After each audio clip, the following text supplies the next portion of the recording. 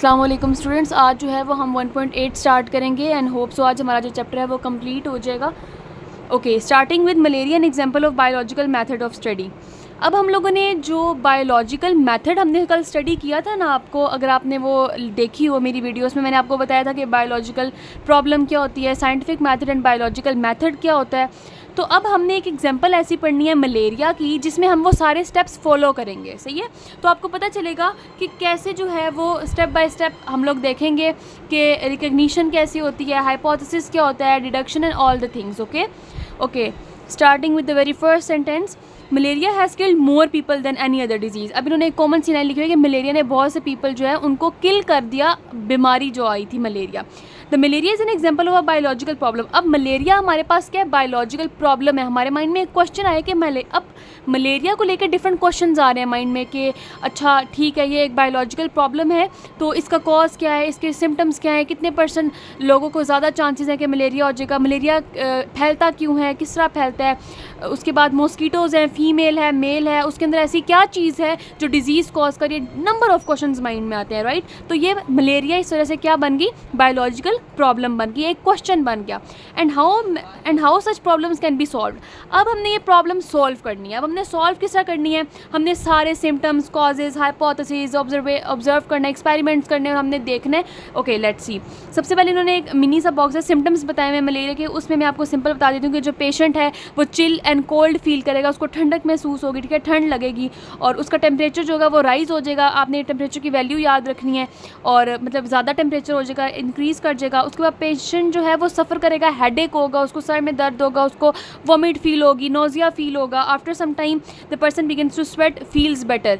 उसके कुछ देर बाद उसको स्वेटिंग होगी, उसके बाद कुछ बेहतर महसूस करेगा। The whole series of events. अब ये स्टेप बाय स्टेप जो सीरीज़ हैं, जो सिम्टम्स आ रहे हैं मलेरिया के पेशेंट्स के स्पेशली, तो ये क्या है, ये रिपीट होते हैं आफ्टर एवरी 24 to 48। अब ये उन्होंने टाइमिंग बताई हुई है कि इतने घंटों बाद, depending upon the species of Plasmodium. अब ये जो वर्ड प्लाज्मोडियम है गाइस, आपके लिए बिल्कुल नया है। प्लाज्मोडियम बेसिकली हमारे पास जो है वो ब्लड में मौजूद होगा, जो मलेरिया के पेशेंट्स का ब्लड होगा, राइट। और ये एक ऐसा बैक्टीरिया जो बेसिकली कॉज कर रहा है मलेरिया, और ये कहाँ से आएगा, ये ऑब्वियसली मॉस्कीटो के बाइट करने से आएगा। ओके, अब हम इसकी डिटेल पढ़ते हैं। तो जो बेसिकली ओल्ड बुक्स थी उसमें प्रॉपर स्टोरी क्रिएट हुई थी, लेकिन यहाँ पे उन्होंने शॉर्ट करके बताया हुआ है। लेकिन आपने परेशान नहीं होना, क्योंकि मैं आपको इसका जिस तरह बता रही हूँ आप इस तरह इसको मेमोराइज़ कर लें, इंशाल्लाह आपका सॉल्व हो जाएगा। बस आपको कॉन्सेप्ट आना चाहिए। कॉज ऑफ मलेरिया क्या होता है कि मलेरिया क्यों हुआ, bye adopting the steps of biological method it was proved. अब हमने वो सारे स्टेप्स जो हमने यहाँ पे देखे थे, इनको हम स्टेप बाय स्टेप जो है वो करेंगे। और it was proved, sorry, okay, bye adopting the steps of biological method it was prove that malaria is cause by Plasmodium. अब उन्होंने ये बात कह दी है कि हमने जो जितने भी हम ये स्टेप्स पढ़ेंगे ना, और हम इस चीज़ को प्रूव कर देंगे एट द एंड, क्या रिजल्ट आएगा कि प्लाज्मोडियम ही कॉज है मलेरिया का। अब इन्होंने स्टार्ट में प्लाज्मोडियम बता दिया, तो आप इसको मेमोराइज कर लें। अब देखते हैं इस चीज़ को हम प्रूव कैसे करते हैं। रिकग्निशन ऑफ द प्रॉब्लम, हमने पहले रिकग्नाइज किया प्रॉब्लम को, कि problem what is basically problem. Malaria was a problem since ancient times. अब मलेरिया कोई आजकल तो है नहीं, काफ़ी एंशियंट हिस्ट्री से हम देखते आ रहे हैं कि काफ़ी पेशेंट्स रह चुके हैं मलेरिया के। मलेरिया एक बहुत पुराना डिजीज़ है, कोई अभी न्यू इन्वेंटेड डिजीज़ नहीं है। But it's cause was not known. लेकिन ये आ तो गया था मलेरिया, लेकिन लोगों को ये नहीं पता था कि इसकी कॉज क्या है, ये क्यों होता है मलेरिया। ऑब्जर्वेशन, अब हमने देखना ऑब्जर्वेशंस में क्या ऑब्जर्व हुआ। In 19th century many different cause of malaria were being suggested. अब अच्छा, 19th सेंचुरी में बहुत से कॉजेज बताए कि ये भी कॉज हो सकता है, वो भी कॉज हो सकता है। हर कोई अपनी क्रिटिकल थिंकिंग करके अपनी ऑब्जर्वेशंस की बेस पे कॉज बता रहा था। By that time there were 4 major observation about malaria. उस टाइम पे 4 उन्होंने जो है वो हमारे पास ऑब्जर्वेशंस दी मलेरिया के, मलेरिया इस वजह से हो सकता है। पहले देखते हैं, malaria and marshy areas have some relation. अब वो उसको एरिया से जो है वो एसोसिएट करेंगे। जो मार्शी एरियाज़ हैं, हो सकता है वहाँ पे आपने अक्सर देखा होगा जहाँ पे पानी खड़ा हुआ होता है, जहाँ पे गंदा पानी होता है, वहाँ पे हम कहते हैं कि भाई यहाँ पे मच्छर बनेंगे, पैदा होंगे। और उसके बाद पेशेंट जो वहाँ पे लोग जो हैं वो रह रहे हैं, सिटीजन्स हैं वहाँ के, वो उनको मलेरिया होने के चांसेस हैं। तो हम एसोसिएट कर देते हैं चीज़ों को। एक तो किसी ने ये बोल दिया कि ठीक है भाई, एक तो ये रीज़न हो सकती है मलेरिया की। एक quinine is an effective drug for treating malaria. एक जो है वो क्विनीन एक हमारे पास एक हर्बल ट्रीटमेंट था, जो ड्रग थी, एज अ यूज़ होती थी मलेरिया के पेशेंट्स को ट्रीट करने के लिए, right. Drinking the water of marches does not cause malaria. अब एक और ऑब्जर्वेशन ये आई है कि जो वो पानी है गंदा, उसको पीने से मलेरिया कॉज नहीं होता। राइट। अब ये ऑब्जर्व कैसे किया उन्होंने, ऑब्वियसली कुछ वॉलंटियर्स लिए, उन्होंने उनसे पानी, जो वॉलंटियर्स उन्होंने पानी पिया, ठीक है, पानी पी के उन्होंने, जब उन्हें कुछ भी नहीं हुआ, उनके टेस्ट वगैरह हुए ने या उनको सिम्टम्स शो नहीं हुए जो हमने ऊपर पढ़े हैं, तो उन्होंने कहा कि भाई पानी पीने, गंदा पानी पीने से मलेरिया कॉज नहीं हो सकता। लेकिन ये सब चीज़ें जो है ये कन्फर्म नहीं है, ये ठीक नहीं है सारी, ये इसी पे सारी थेरी नहीं है, ये उन्होंने स्टार्टिंग की ऑब्जर्वेशंस बताई हैं डिफरेंट साइंटिस्ट की। Plasmodium is seen in the blood of a malarial patient and the very last was very important कि प्लाज्मोडियम जो है वो मलेरियल पेशेंट, ये बात कन्फर्म है कि जिस बंदे को भी मलेरिया हुआ होगा उसके ब्लड में प्लाज्मोडियम लाजमी होगा, सही है। अब इन्होंने इसीलिए इसी को मेन स्टेटमेंट बना के शुरू में बता दिया कि कॉज ऑफ मलेरिया प्लाज्मोडियम है। ये बाकी सारी भी चीज़ें जो है इन लोगों ने ऑब्जर्व की थी, but this was the most important thing. Okay अच्छा, ये सारे जो है ऑब्जर्व कैसे करते हैं, एक्सपेरिमेंट्स करके करते हैं। अब फॉर एग्जाम्पल क्विनीन उन्होंने खिलाई होगी किसी मलेरिया के पेशेंट को, उसको जो है वो ट्रीट हो गया होगा, वो ठीक हो गया होगा, उन्होंने कहा होगा क्विनीन जो है इफेक्टिव ड्रग है। इसी तरह जो उन्होंने ये कह दिया कि जहाँ पे पानी खड़ा होता है वहाँ के लोगों को अगर ज़्यादा मलेरिया, 10 में से 8 बंदों को मलेरिया, तो वो कहेंगे हाँ भाई ये एरिया की वजह से इसको मलेरिया है। और कुछ लोगों को उन्होंने पानी पिला के बोल देगा कि नहीं यार पानी पीने से तो है मलेरिया कॉज नहीं हो रहा। तो ये सारे एक्सपेरिमेंट्स के थ्रू। ओके, हाइपोथेसिस की तरफ हम आते हैं। Based on these observations and other information, in observation के ऊपर और other information following hypothesis was, अब जो हाइपोथेसिस मेन थी जो टेंटेटिव आइडिया था थ्रू ऑब्जर्वेशन, जो हमने हाइपोथेसिस जनरेट करनी है which is not right confirm now it can be wrong, वो क्या थी, Plasmodium is a cause of malaria, जो हम पढ़ चुके हैं। और ये आपने साइंटिस्ट का नाम और ये डेट जो है वो मेमोराइज कर लेनी है। Okay, deduction, although hypothesis is a tentative idea to draw. अच्छा, डिडक्शन में मैंने आपको बेसिकली स्टूडेंट्स ये बताया था कि जब हमारे पास एक हाइपोथेसिस को हम लोगों ने आगे फर्दर प्रोसीड करना होता है तो हम क्या उसमें इफ एंड देन का लॉजिक यूज़ करते हैं। अब ये देखें, if Plasmodium is the cause of malaria, अगर प्लाज्मोडियम है, अगर हमने ये स्टेटमेंट दे दिया है, अब हमने हाइपोथेसिस को प्रूव करना है ना कि अगर प्लाज्मोडियम है कॉज मलेरिया का, तो फिर then all persons ill with malaria should have plasmodium in their blood. अब जाहिर है उन्होंने एक जो स्टेटमेंट होती है वो हर चीज़ के लिए होती है। अब एक डिजीज़ के लिए उन्होंने एक स्टेटमेंट दे दिया तो इट शुड बी राइट ना। तो अब उन्होंने ये बोल दिया कि अगर मलेरिया का कॉज प्लाज्मोडियम है जो ब्लड के अंदर होता है, तो फिर जितने भी मलेरिया के पेशेंट्स हैं ना, सब के ब्लड के अंदर प्लाज्मोडियम होना चाहिए, तब ये बात जाके प्रूव होगी, राइट। इफ एंड देन का लॉजिक होप्स आपको समझ में आ गया होगा। एक्सपेरिमेंट, अब हम देखते हैं एक्सपेरिमेंट क्या हुआ है। This deduction was tested through experiment. अब हम लोगों ने इफ एंड देन का लॉजिक, जाहिर है अब हम इसको एक्सपेरिमेंट करके टेस्ट करके देखेंगे कि वाकई जो जितने भी मलेरिया के पेशेंट्स हैं उन सबके ब्लड में प्लाज्मोडियम मौजूद है या नहीं है। एक्सपेरिमेंट वाज डिजाइन एज, अब हमने ये देखते हैं कि एक्सपेरिमेंट कैसे उन्होंने डिज़ाइन किया, उसका क्राइटेरिया क्या सेट किया।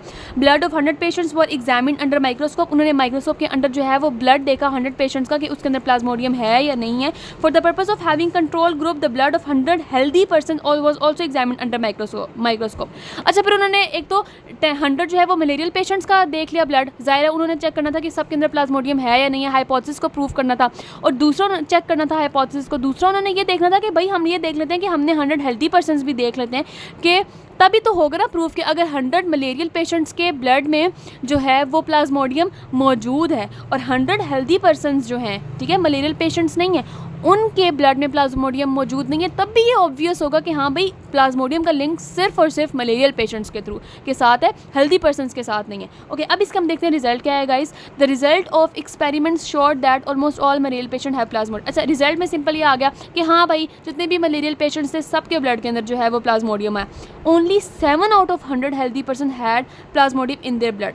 लेकिन अब यहाँ पे क्यूरोसिटी आ रही है कि जो हेल्दी पर्सन उन्होंने कंपैरिजन के लिए साथ रखे थे उसमें भी 7 के अंदर जो है वो प्लाज्मोडियम आ गया इन देयर ब्लड, हाउ। अब यहाँ पे क्वेश्चन राइज होता है, other 93 healthy persons were without any trace of Plasmodium in their blood, right. In the 7 healthy persons with plasmodium in their blood, plasmodium was in the incubation period. The incubation period is time between the entry of parasite in the host and the appearance of the symptoms of disease. After few days, those 7 healthy persons become ill with malaria. Okay. अब मैं बात आपको समझा देती हूँ। उन्होंने सबसे पहले लिए 100 मलेरियल पेशेंट्स, उन्होंने ये देखना था कि उसके ब्लड के अंदर प्लाज्मोडियम जो है बैक्टीरिया मौजूद होगा या नहीं, जो मलेरियल पेशेंट्स थे, ठीक है। उसके बाद उन्होंने साथ ले लिए 100 हेल्दी पर्सन्स। हेल्दी पर्सन्स में से ना उन्होंने देखा कि 7 के अंदर जो है वो प्लाज्मोडियम है। भाई ये कैसे, वो तो मलेरिया के पेशेंट्स ही नहीं है, उनको तो मलेरिया की डिजीज़ ही नहीं लगी, फिर उनके अंदर प्लाज्मोडियम क्या कर रहा है? तो उन्होंने बताया कि उनके अंदर प्लाज्मोडियम जो था वो इंक्यूबेशन पीरियड में था। इंक्यूबेशन पीरियड में क्या होता है कि वो होस्ट हैं, ठीक है। अब जो ह्यूमन बींग्स हैं ना, जो पेशेंट्स हैं, जो हेल्दी पर्सन हैं, वो होस्ट हैं, और मलेरिया उनके अंदर अभी इंटर हुआ है, ठीक है। अभी उसके अंदर मल्टीप्लाई नहीं हुआ, अभी उसने डिजीज़ कॉज नहीं की, अभी सिम्टम्स नहीं आ रहे, अभी स्टार्टिंग के डेज़ हैं, अभी नया नया जो है वो उसके अंदर वो इन्वॉल्व हुआ है मलेरिया के अंदर, कि इस वजह से वो नॉर्मली हेल्दी लग रहा है, लेकिन अभी कुछ ही टाइम बाद उसको भी मलेरिया के सिम्टम्स शो हो जाएंगे, वो भी क्या हो जाएगा, इल हो जाएगा। तो उन्होंने ये देखा कि वो इंक्यूबेशन पीरियड है। ये जो है ना इंक्यूबेशन पीरियड का आपको पता होना चाहिए कि ये क्या होता है। और after few days those 7 healthy person become ill with malaria. समझ आ गई?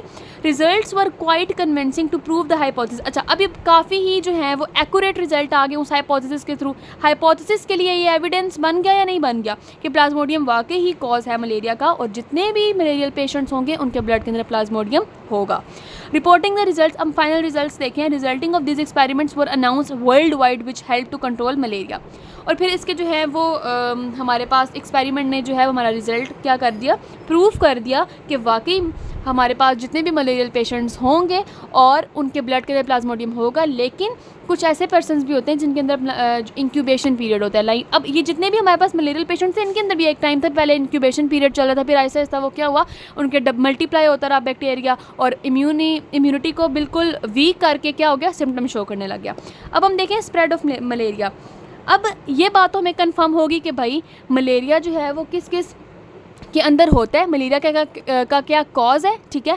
और मलेरिया के सिम्टम्स क्या हैं, हमने सबसे पहले सिम्टम्स पढ़े मलेरिया के, फिर हमने पढ़ा मलेरिया का कॉज क्या है, फिर हमने ऑब्जर्व किया कि क्या क्या चीज़ें हैं मलेरिया से रिलेटेड, फिर हमने ये देखा कि हाइपोथेसिस मेन क्या है, ठीक है, कि प्लाज्मोडियम कॉज है मलेरिया का, फिर हमने देखा इफ़ और देन का लॉजिक लगा के हमने उसको प्रूव करने के लिए जो है वो हमने क्या किया, हमने एक्सपेरिमेंट किया। एक्सपेरिमेंट से रिजल्ट वही आए जो हाइपोथेसिस को प्रूव कर रहे हैं। फिर हम लोगों ने एंड पे रिजल्ट दे दिया कि ठीक है भाई ये एविडेंस हो गया। अब हमने सेकंड में ये देखना है कि मलेरिया का स्प्रेड क्या है, कि मलेरिया के स्प्रेड करने, अब स्प्रेड ऑफ मलेरिया की हमने प्रॉब्लम सॉल्व करनी है। अब ये हमारे माइंड में क्वेश्चन है कि भाई मलेरिया स्प्रेड कैसे होता है। Okay, let's see it. Biological method help to find that mosquito spread malaria. जिसे उन्होंने यहाँ पे स्टार्टिंग में बता दिया था कि प्लाज्मोडियम इज़ द कॉज, फिर हमने प्रूव किया कि प्लाज्मोडियम कैसे पता चली। अब हम ये भी आगे देखते हैं, सही है। तो अब हम ये देखेंगे कि मॉस्किटो स्प्रेड करते हैं मलेरिया। मलेरिया का कॉज तो प्लाज्मोडियम है, लेकिन फैलता कैसे है मलेरिया एक से दूसरे में, तीसरे में, चौथे में, मॉस्किटोज़ के ज़रिए। अब हमने उसका देखते हैं कि वो कैसे फैलता है। सबसे पहले हम देखते हैं रिकग्निशन ऑफ द प्रॉब्लम को रिकग्नाइज़ किया, ठीक है।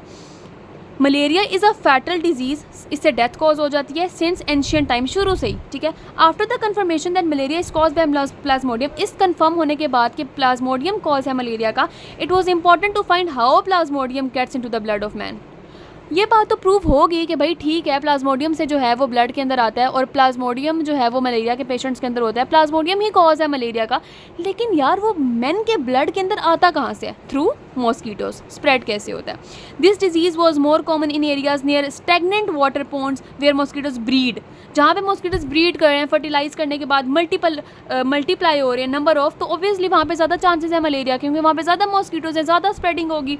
अब 2 पॉइंट्स है, हम देख लेते हैं। Malaria is associated with marches. एक तो हमने ये बात इसमें देख ली कि जहाँ पे मार्शेस एरिया में जो है मॉस्किटोज ज़्यादा होंगे, मलेरिया के पेशेंट ज़्यादा होंगे क्योंकि मॉस्किटोज ज़्यादा होंगे। Drinking water of marches does not cause malaria. अभी ये वही बात रिपीट हो रही है कि गंदा पानी पीने से जो है वो मलेरिया कॉज नहीं होता, सही है, क्योंकि पानी के अंदर मसला नहीं है। मसला ये है कि मॉस्किटो के काटने से प्लाज्मोडियम ट्रांसफ़र होता है ह्यूमन के ब्लड के अंदर, ठीक है। From these points, it can be concluded that plasmodium was not present in the marshes water. ये पॉइंट क्लियर हो गया कि ठीक है भाई, अगर तो प्लाज्मोडियम मॉस्किटो के अलावा अगर गंदे पानी में भी होता तो फिर तो गंदा पानी पीने से वो भी पेशेंट को बंदे को जो है वो मलेरिया हो जाता। लेकिन ये चीज़ उन्होंने वॉलंटियर्स ने पानी पी के प्रूव कर दी। डिफरेंट एक्सपेरिमेंट्स के थ्रू ये बात प्रूव होगी कि भाई गंदा पानी पीने से मलेरिया कॉज नहीं होता, क्योंकि मलेरिया का जो वजह है वो प्लाज्मोडियम है। प्लाज्मोडियम मॉस्किटोज़ के अंदर होता है, मॉस्किटो जब बाइट करता है, ठीक है, जो कि मार्शेस एरिया में ज़्यादा होते हैं, तो मलेरिया के पेशेंट्स जो हैं वो बनते हैं, आते हैं, ठीक है, हो जाते हैं, सॉरी। उसके बाद हमारे पास ये है कि from these points it can be concluded that plasmodium was not present in the marshes water, so plasmodium must be carried by something that come to marshes water. Problem in this study was to find that agent. अब वो कहते हैं कि Plasmodium जो है उसको कोई चीज़ carry करके लेके आती है मार्शी वाटर के अंदर। तो अब हमने ये प्रॉब्लम सॉल्व करनी है कि भाई उस एजेंट को फाइंड करना है, और एजेंट हम पढ़ चुके हैं ऑलरेडी कि वो क्या है, मॉस्किटो है।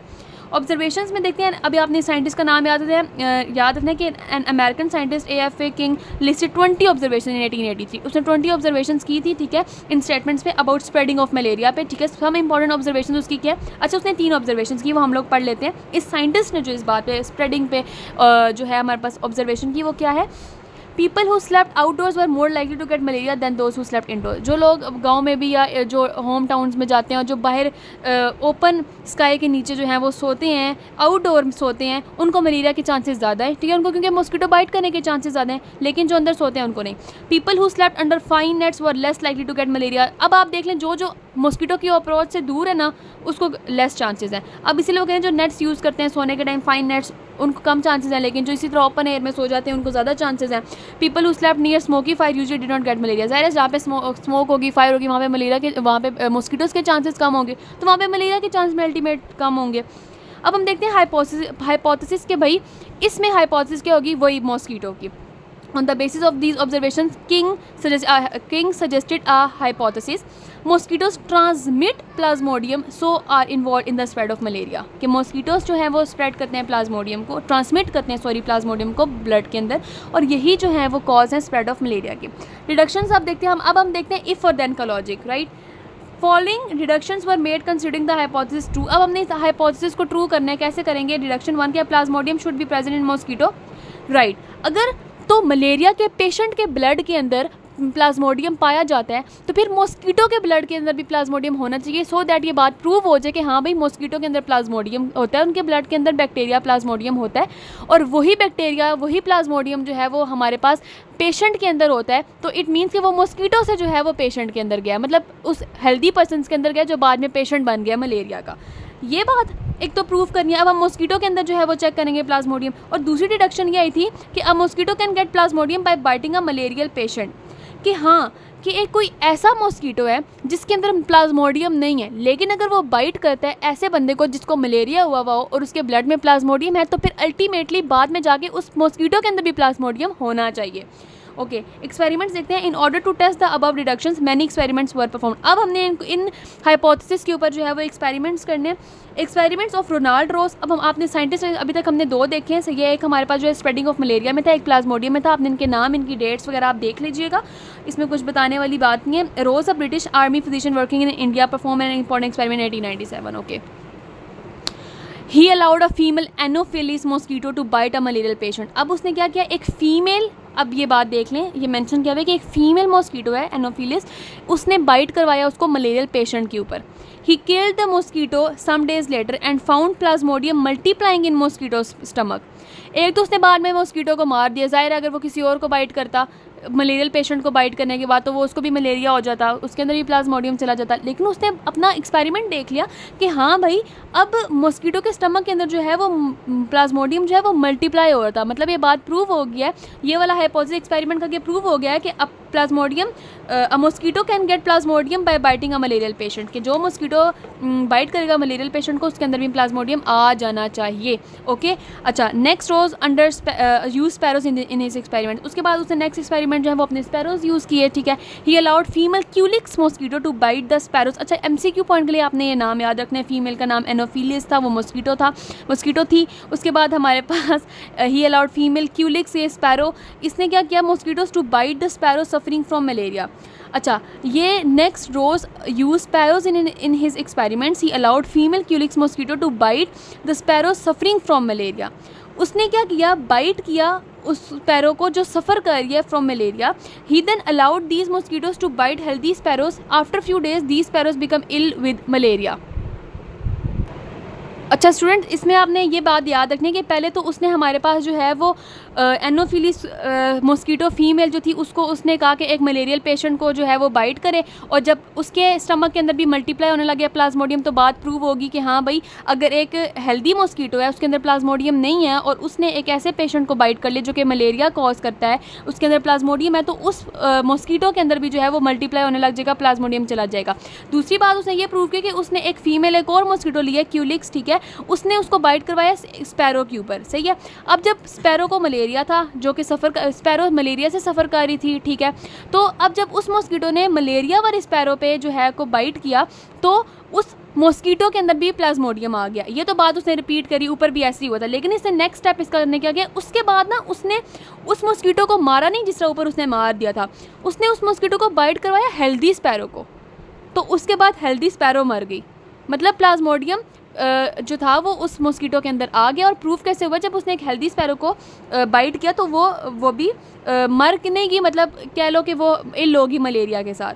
तो ये दोनों बातें उन्होंने प्रूव कर दी। पहले मैं वही रिपीट कर रही हूँ कि पहले उसने एक मॉस्कीटो लिया जिसने बाइट किया था एक मलेरियल पेशेंट को, और उसके अंदर भी जो है वो प्लाज्मोडियम आ गया था, और फिर बाद में उसने मॉस्कीटो मार दिया। और उससे ये बात प्रूव होगी डिडक्शन 1 के plasmodium should be present in mosquito, mosquito के अंदर आ गया।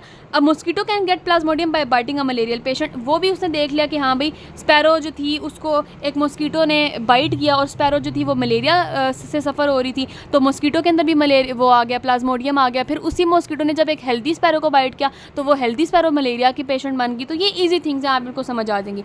In the end the hypothesis was tested by direct experimentation on human beings. अच्छा, ये तो एनिमल्स यूज़ करते हैं हम एक्सपेरिमेंट से, लेकिन अब जो फाइनली हाइपोथेसिस को टेस्ट करना था उसने ह्यूमन बींग्स के ऊपर टेस्ट किया। An Italian biologist allowed an Anopheles mosquito to bite a malarial patient. उसने फिर वही वाला ली टाइप उसकी एनोफिलिस मॉस्किटो लिया, उसने उसको बाइट, उसने किसने बाइट किया, मलेरियल पेशेंट को बाइट किया। The mosquito was kept for few days and then it was allowed to bite a healthy man, a person then become ill with malaria. ये वो स्पैरो की जगह ह्यूमन बींग ले आए कि इसी तरह सबसे पहले जो है वो एक मलेरियल पेशेंट को एक मॉस्किटो ने बाइट किया, उसके अंदर प्लाज्मोडियम आ गया, फिर कुछ दिन उसको रखा। कुछ दिन क्यों रखते हैं उसको, ताकि उसके अंदर मल्टीप्लाई होता रहे प्लाज्मोडियम और वो सही सिम्टम्स शो करने लग जाए, और मलेरिया मतलब पता चले कि हाँ भाई इसके अंदर वो आ रहे हैं, सिम्टम्स आ रहे हैं मॉस्किटो के अंदर, इसके अंदर प्लाज्मोडियम आ गया। ज़रा जब प्लाज्मोडियम मल्टीप्लाई होगा, सारा कुछ आएगा, तभी तो वो आगे बाइट करके उसके कुछ अगले बंदे को भी सिम्टम्स आएंगे। फिर कुछ दिन रखने के बाद जब पता चल गया कि हाँ भाई इससे मलेरिया पेशेंट को जो है वो बाइट कर लिया, अब इसके अंदर भी मलेरिया प्लाज्मोडियम आ जाएगा, तो उसने फिर दोबारा एक हेल्दी मैन को जो है वो बाइट किया, और फिर वो हेल्दी मैन भी जो है मलेरिया के कॉज मतलब सिम्टम शो करने लग गया। ये एक हेल्दी स्पैरो है, ठीक है, इसको जो है वो क्यूलिक्स ने किया, ठीक है। और उसके बाद ये आप देख लेना अपना फ्लो चार्ट भी उसी तरह, फिर पहले स्पैरो पे किया, फिर उसके बाद ह्यूमन बींग्स पे किया। आपको ये बात समझ आ जानी चाहिए कि जब मलेरिया पेशेंट को बाइट करेगा मॉस्किटो तो उसके अपने अंदर प्लाज्मोडियम आ जाएगा, और जब वही मॉस्किटो स्पैरो को और ह्यूमन बींग को बाइट करेगा तो वो दोनों भी इल हो जाएंगे, क्योंकि उसके अंदर मलेरिया पेशेंट को बाइट करने के बाद प्लाज्मोडियम आ गया था, ठीक है, या मलेरिया स्पैरो बाइट करने के बाद प्लाज्मोडियम आ गया था। अच्छा, अब रिजल्ट्स है हमारे पास। All these experiments confirm that mosquito transmit plasmodium and spread malaria, कि मॉस्किटो ही है जो ट्रांसमिट करता है प्लाज्मोडियम, और मॉस्किटो ही है जो स्प्रेड करता है मलेरिया।